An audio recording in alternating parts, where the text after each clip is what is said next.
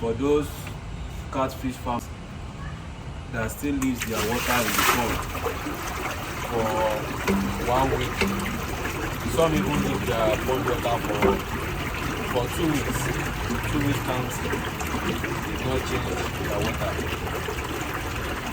You are not doing anybody. You are only doing yourself. When you don't change your fish pond water regularly, you definitely tell on your fish. And you also tell on your harvest day. When you change your pond water regularly, your fish will be able to convert feed, give them body flesh.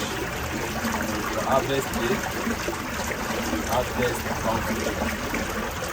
So if you don't change your water regularly, by the time I change water once in 2 weeks, you are not doing anybody. You are only doing yourself. So make sure you change your water as I told you. Make sure you change your water once it's gets thank you.